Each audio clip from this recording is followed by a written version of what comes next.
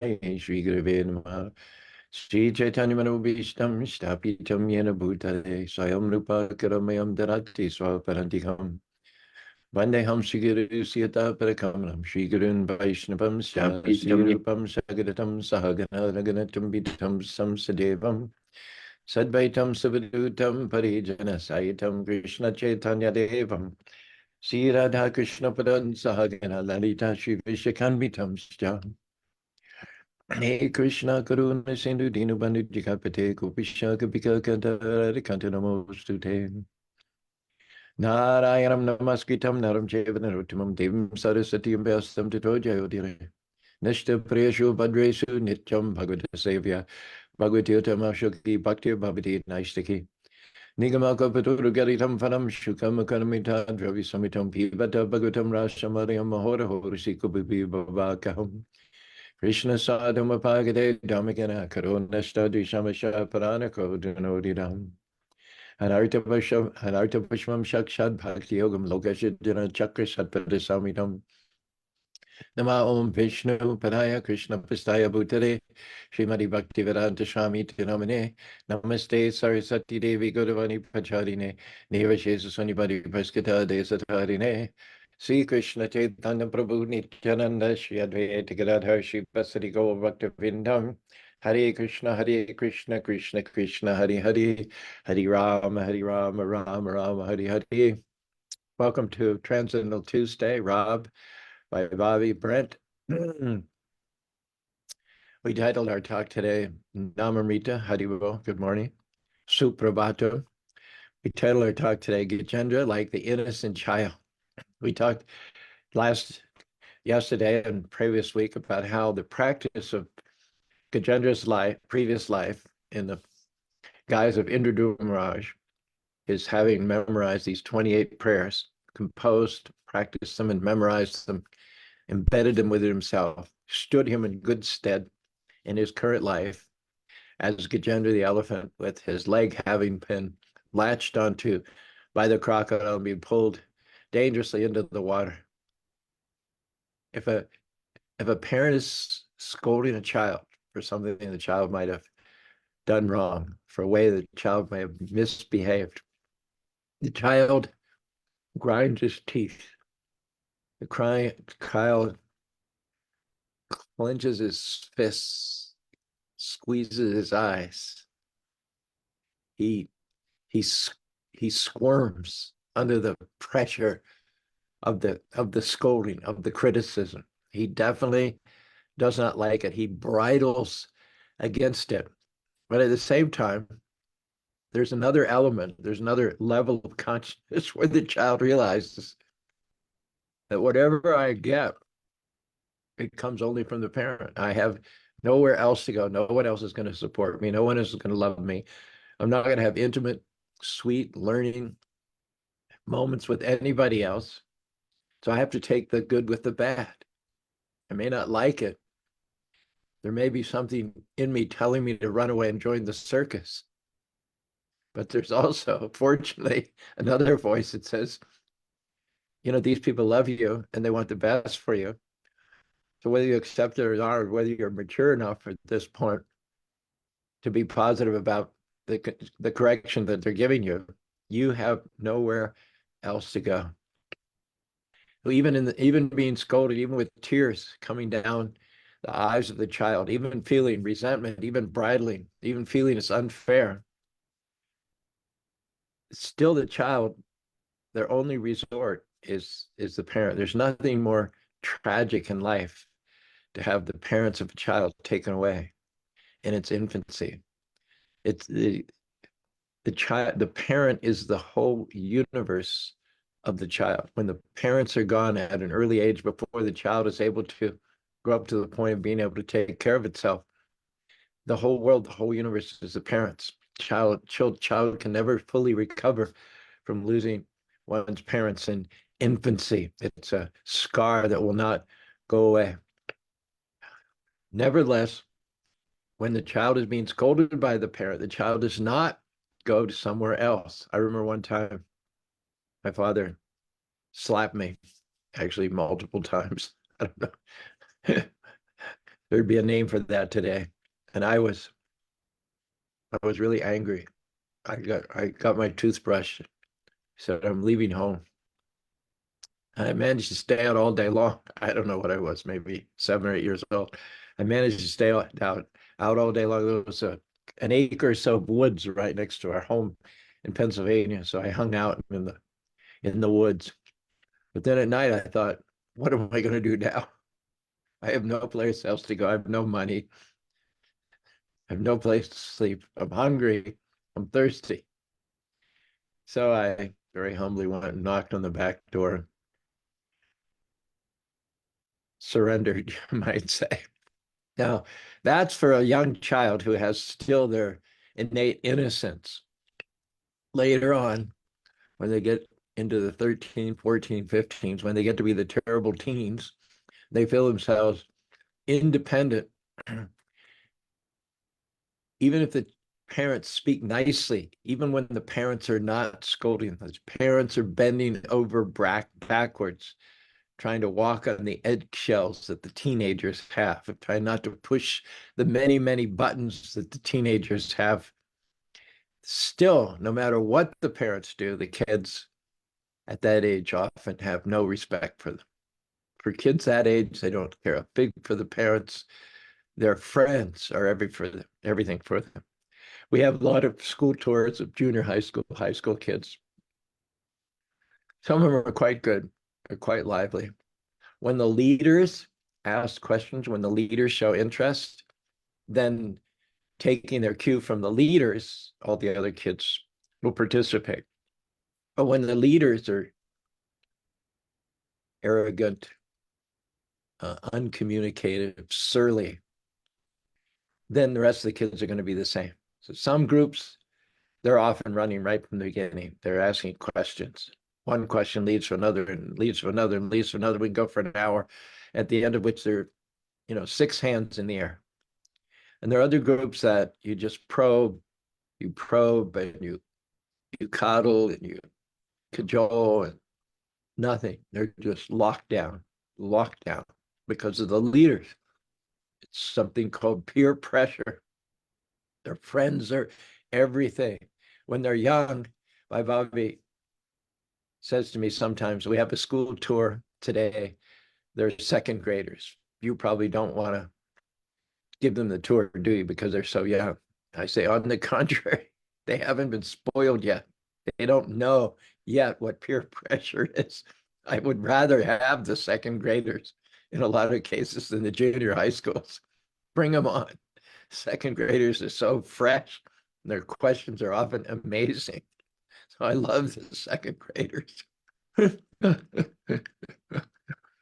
uh,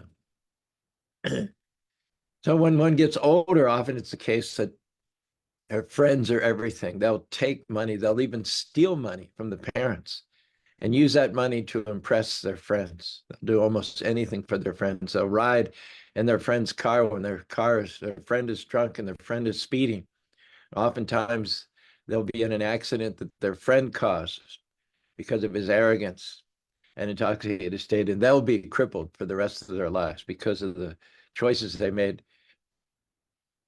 for their friends over and above their parents who actually care for them.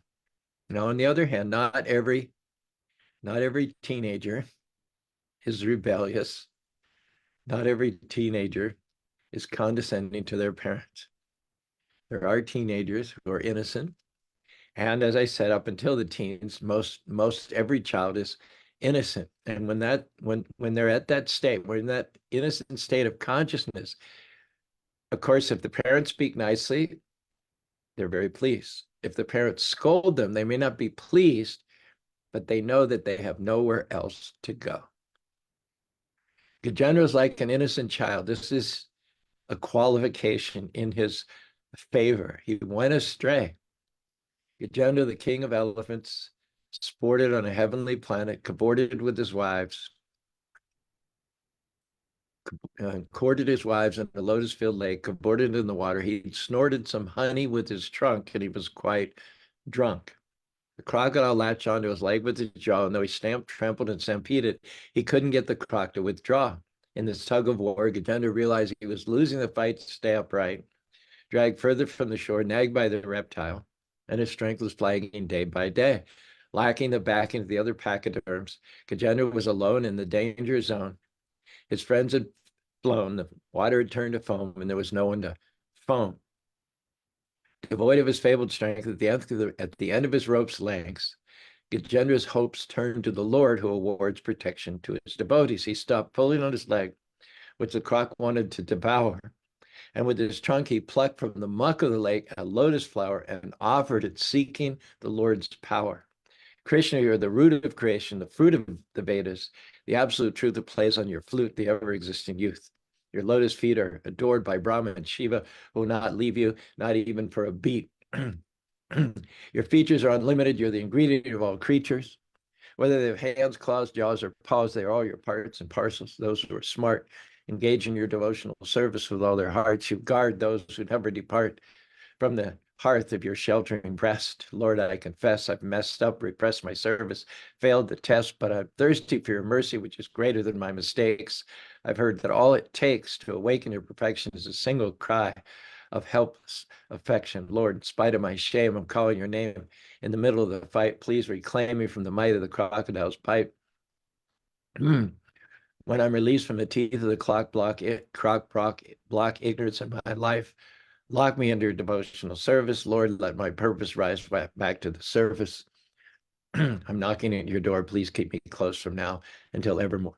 When the Lord heard the innocent prayers of the elephant feeling all kinds of roiling emotions in his heart, being in a state of trauma, a state of shock, virtually. This whole world had turned upside down in a moment. And yet what was inside him, what was buried deep inside of him, resurfaced at this point in time, his innocence and his previous history of devotional service. Just like a child, when a child is afraid, he may make a big show of wanting to be on his own and not wanting to hug his father and kiss his mother. He goes off on his own to do some investigation. But when anything frightens him, he immediately runs to his mother and grabs around her leg, and buries his heart and emotions, and buries his head in the sorry of his mother or the devotee of his father. Gajendra does the same thing. Pitaham mataha. Krishna says, I am the father as well as the mother.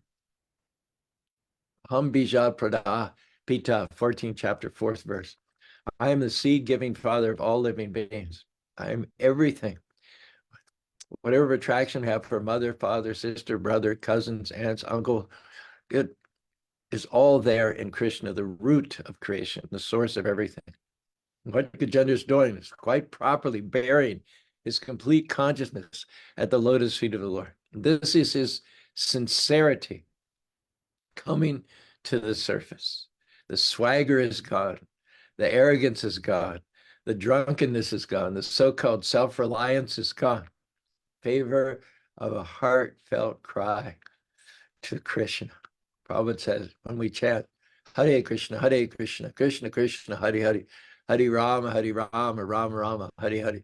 We cry heartfeltedly, like a child crying for his mother, with all of the sincerity that we can muster. Arrogance is gone. Self-reliance is gone. Independence is gone. Only thing that's left is this sincerity, which rises from our lips up to the spiritual sky and reaches the attention of Krishna. I heard about President, Prime Minister. He was in a meeting with his other world leaders. And one of his secretaries came in and said, sir, there's a phone call for you. And the prime minister said, I thought I told you not to be disturbed under any circumstances. We're in a meeting with other world leaders. And the secretary said, yes, but this is your 7-year-old son. Oh, excuse me, gentlemen, I have to take this call. I have to take this call. For those who are innocent, for those who are 100% dependent upon the Lord, nothing takes priority over the heartfelt call of his innocent child, his innocent dependent, who has no other shelter than the Lord in the time of distress.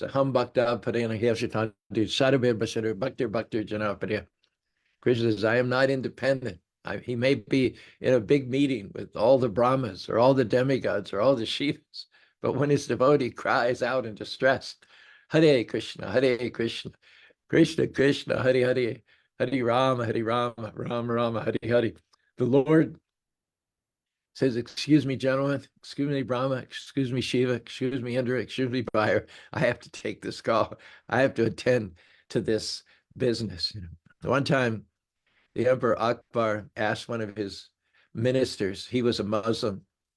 So he asked his minister, how come you Hindus have all these stories about God personally intervening on your behalf? If God's in control, if God's everywhere, God's omnipresent, why does he have to personally intervene? He could curb the miscreant. He could protect his devotee. He could turn things around. He could rectify the situation in a million different ways through his influence, his control over material nature. Maya dakshina prakriti suyate sachara hedonanina jagad viparivartate. What is the necessity for him appearing personally? Well, at that moment, the minister didn't say anything. But a few days later, the king was walking along the banks of the Yamuna River, along with some of his top generals and his bodyguards. His little 5-year-old son was with him. That little son slipped, or who knows, maybe he got a little nudge from the minister. I don't know all the details of the story, but the little son ended up falling into the water. Now, Akbar did not call on his generals. He did not call on his very athletic and much younger bodyguards, but with all of his royal finery, with thousands and thousands of dollars of fine cloth on his back and jewels in the cloth, and with his crown on, he jumped helter-skelter right into the water after his child. And then he said later to the minister, he said, did you push my son in? No, he said, I see what you mean. It's love. It's love which impels the Lord. The Lord needn't come personally, but it's love. Aham bhakta paradina. Krishna says, I am not independent. When my devotee's in trouble, I have to come myself. You notice it says, when Krishna heard the innocent prayers of the elephant, he steered Garuda to the spot and sheared the crocodile's head from his body with his chakra. Krishna personally came on Garuda out of love to save his devotee. There's an example, and most people in this world, they're running towards Maya. One time, a devotee asked Prabhupada, what do we have to do to get out of the clutches of Maya? Prabhupada, it's not so much that Maya's got her clutches into us, it's more like we've got our clutches into Maya. It's not so much that we need to be wrested from the grip of Maya. It's more like we need to let go. We need to release our ironclad grip on Maya and the sensuous, hedonistic things of this world. If we're running towards Krishna, then Maya with her trident, she has a trident with 3 points.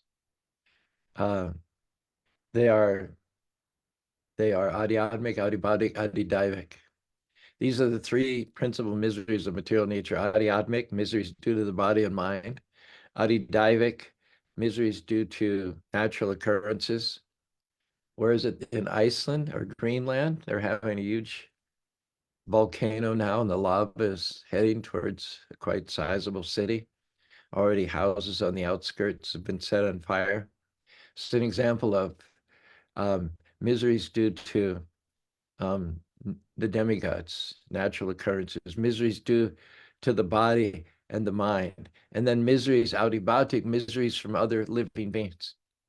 So Durga, or Maya, has this trident with 3 sharp points with which to pierce us. Miseries due to the body, miseries due to the mind, miseries due to natural occurrences, and miseries due to other living beings. So most of us, instead of very prudently running away from Maya towards Krishna, we're running right towards Maya. What we do is we impale ourselves. We run up onto her trident, and we get through and through, like Bhima did during the Kurukshetra war. The secret is to run towards Krishna. As long as you're running towards Krishna, Krishna will arrange it in such a way that Maya will be lead-footed enough that she'll never be able to catch up to you. Though she has this weapon which inflicts misery and suffering, she'll never be able to get close to you with that weapon. She'll never be able to poke you and pierce you. So we have to learn to run towards Krishna faster than Maya runs towards us. We can be kind of lackadaisical. We can have a distant, remote interest in Krishna. We can know about Krishna without being particularly passionate. We can even go so far as to chant the Hare Krishna mantra. But if we don't go about this with passion, with a sense of alarm, a sense of urgency, if we don't realize sam shrita ye pada palava param mahat panyam pashomarari bamburi vatsa param param yadvipadam desham. If we think I'm okay, I'm all right, I don't need Krishna in my life, I will acknowledge him, I'll worship him, I'll give some donations as an insurance policy in case I get in trouble in the future. But really, I'm okay now. I got it covered. I don't need Krishna in my life, and I don't particularly want Krishna in my life. You can chant that way for millions of years and not become Krishna conscious. Those who are Krishna conscious realize that at every moment we're in danger. We cannot let up even for a moment. As soon as you stop running towards Krishna faster than Maya runs towards you, Maya will catch up. Maya will catch up. Don't be a straggler. That's how you get devoured. Herds of antelope, elk, deer, the coyotes, the lions, follow them all the time. There's never a herd of prey that there's not predators lurking around in the neighborhood.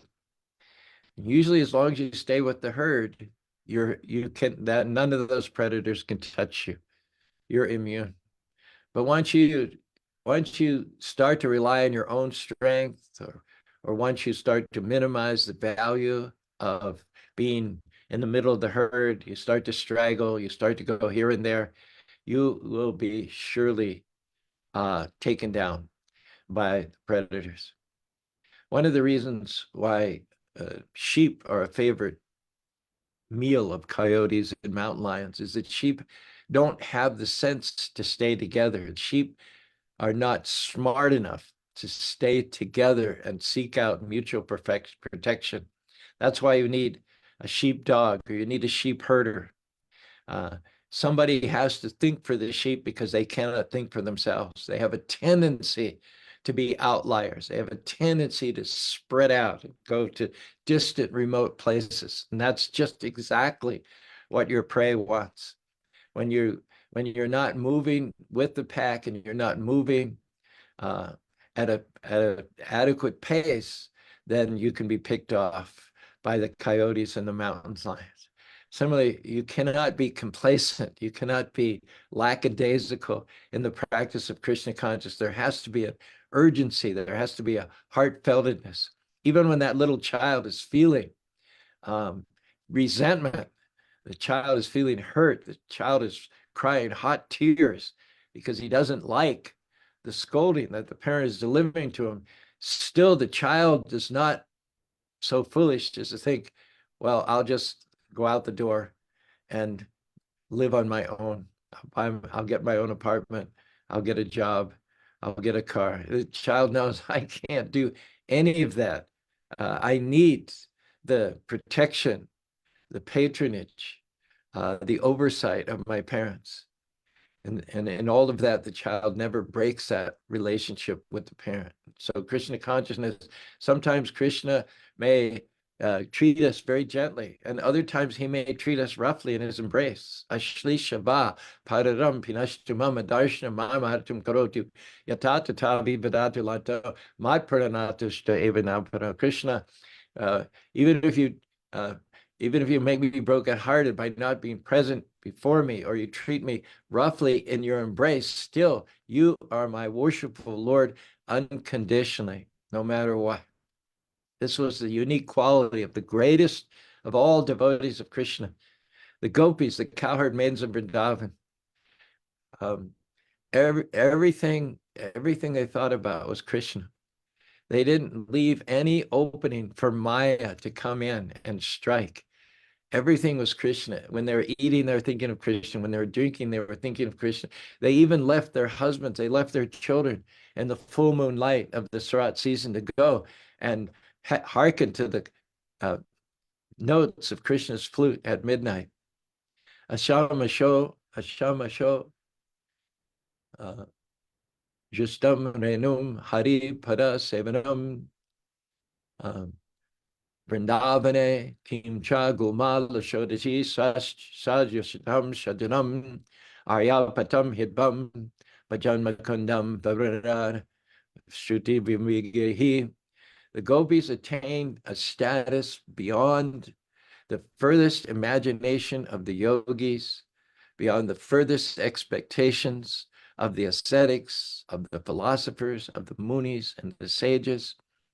The gopis went far beyond the end point of the Vedas when they did something that it's almost impossible for most of us to do, is they gave up their identification with caste, creed, with gender, with family members, with dependents, and they transferred all of their dependence on Krishna. They ran towards Krishna in the middle of the night at the beckoning of Krishna's flute, risking everything, all social support, all social acclamation, all social approval. They cared not a whit for any of that. That when Krishna called, that took precedence above each and everything. And because of their single-minded devotion, because of their willingness to surrender all of their crutches, all of their forms of identity in favor of Nitya Siddha Krishna Prema, being serving Krishna in some capacity or other, Krishna declared, Na parai ham nirvadisura shadu shabi vadapi suro yo mabajan durjaya shrikadam samrita taba patiyatyunana. Krishna, Supreme Personality of God, full of six opulences, declared himself bankrupt. He declared himself unable to reciprocate adequately to repay the gopis who left everything in the middle of the night, who abandoned children, who abandoned family, who abandoned social convention, crossed all those bridges, crossed all those waters, climbed all those mountains in order to go and prostrate themselves at the lotus feet of Krishna at the midnight hour. And even after they arrived, having disgraced themselves, Krishna suggested that they shouldn't have come, just to play with their heads, just like the parent sometimes will play with the head of the child when the parent is scorching the child. Krishna, after all that they'd done, after everything they'd sacrificed to present themselves front and center before Krishna at midnight, Krishna said, you should go home. You should go home. Don't you realize that there are husbands in your bed, there are children who need your breast milk, there are parents who are depending on you to uphold the family reputation. What are you doing here? What are you doing here chasing after a 16-year-old boy at nighttime? You know that, you've seen movies where the parents think that the 16-year-old girl is safely in bed upstairs, but she has a tree by the window, and when she wants to go out, she opens the window, she climbs down the tree, she runs down the block where her boyfriend's waiting with the car, or she takes public transportation to somewhere where she knows the boy is. So at first, Krishna suggests that the gopis should go home, should return and re-embrace normal family conventions, family members.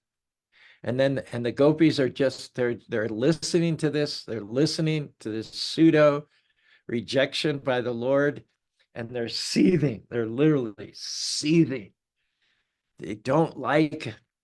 They don't like it. And, they have no other shelter than the Lord, and the Lord appears. He's playing with them. He appears not to be endorsing their course of action, even though he himself initiated. It appears like he's not, after all, going to accept them. He's not going to engage with them, and they do not like it at all. And yet, Krishna is everything. Krishna is the beginning. Krishna is the middle. Aham sarvasya prabhu matam sarvata. He's everything for his devotees. They do not have any other course of action. No alternative option presents itself before them. Simply, they stand there, they take it, they take the scolding, they take the negative words of Krishna, they take the apparent rejection of Krishna, and they just take it. They just stand there, refusing to leave Krishna, even though Krishna is advising them to do so. So they've given up. They've given up their husbands, they've given up their children, they've given up social convention, they've given up their family connections, and they're even giving up Krishna's advice to go back home to all of those. The, the cherry on the top of the ice cream sundae. In the story of Ambarish and Durvasa, we find this verse in the 9th canto, 4th chapter. Tan anyadavad bhagavad rakangam davagni utata shiko tamahim. Tanyadavad bhagavat ratangam. That refers to the chakra. After Durvasa plucked a hair from his head and it flared in a fiery demon which rushed to kill the king.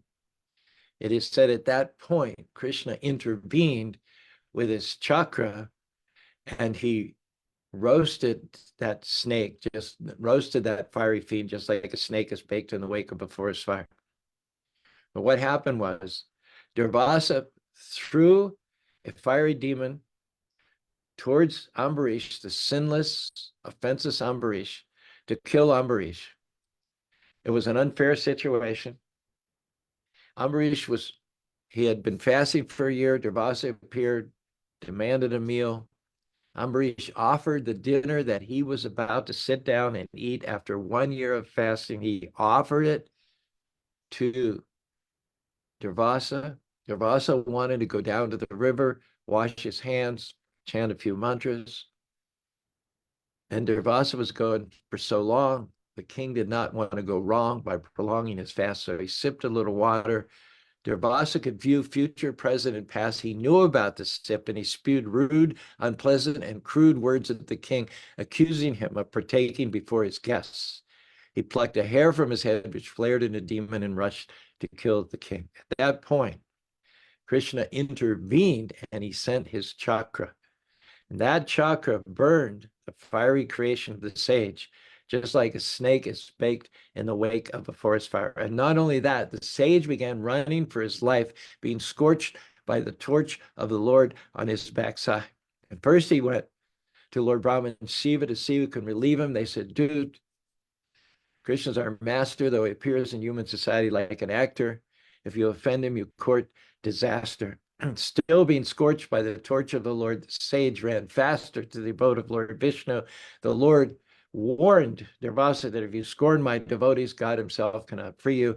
I am in their hearts, they are in mine. At no time are we ever apart. Though I'm the Lord of all creatures, I seek the dust from the feet of my devotees. Only if you appease Ambarish will I be inclined to release the chakra from your behind.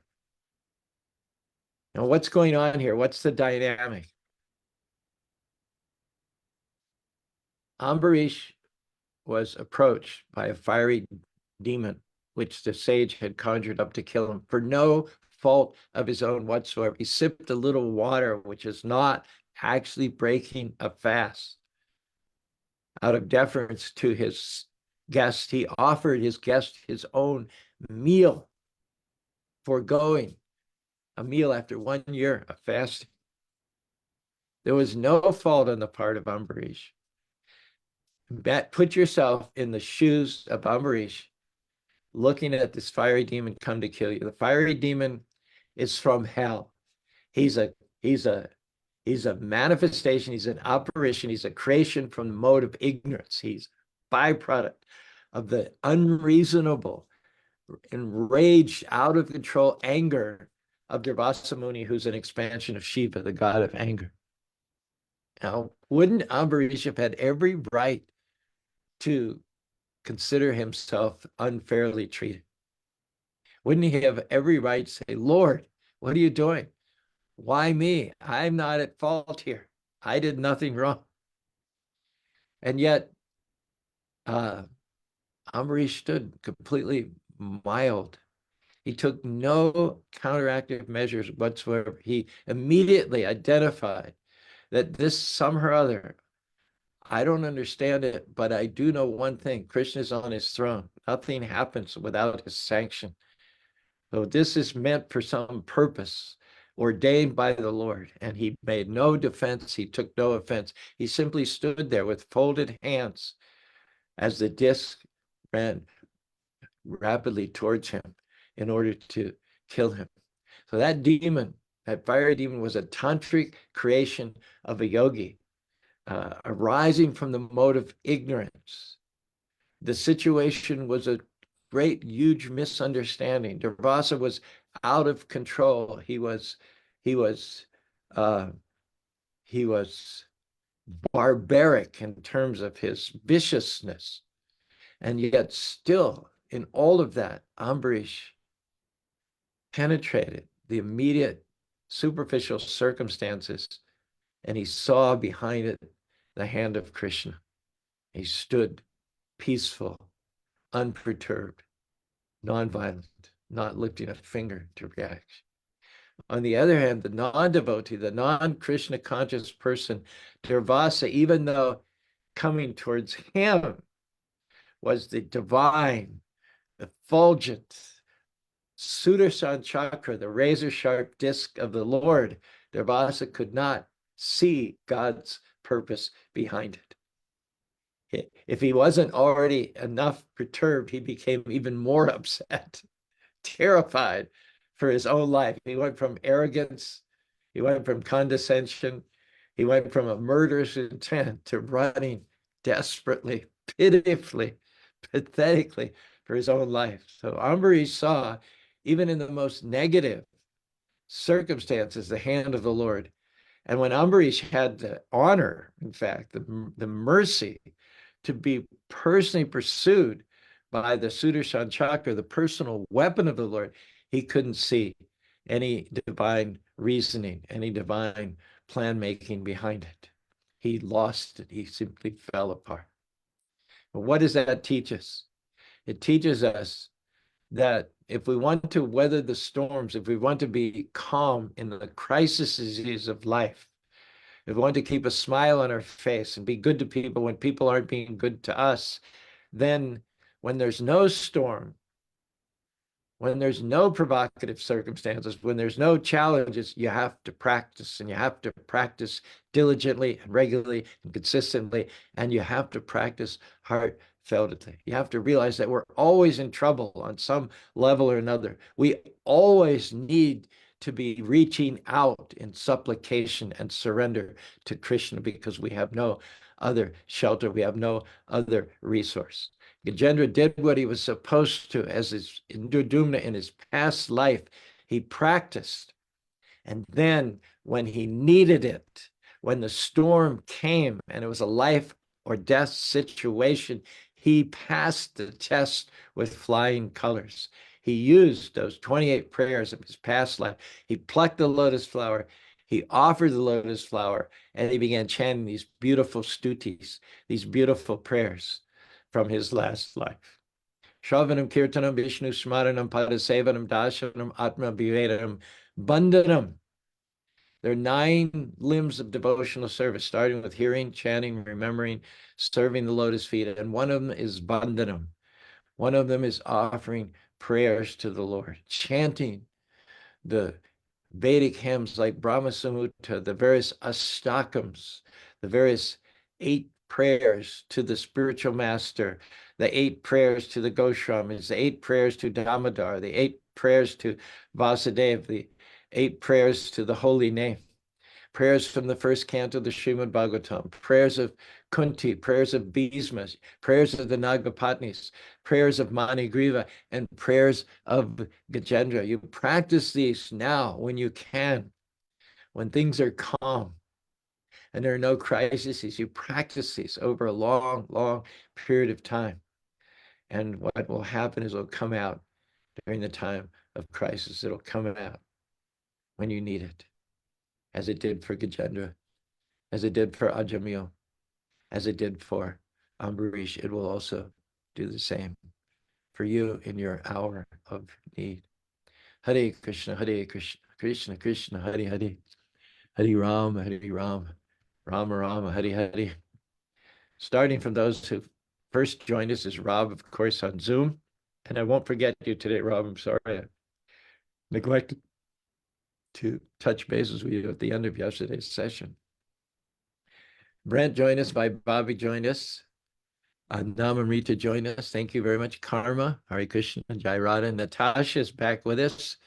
Natasha, you need to look at the comment section of yesterday's talk to see that beautiful poem that we all co-authored. We call it the Shopping Mall Song. Just look in the comment section from yesterday or go to YouTube. The talk is Life is Like a Shopping Mall.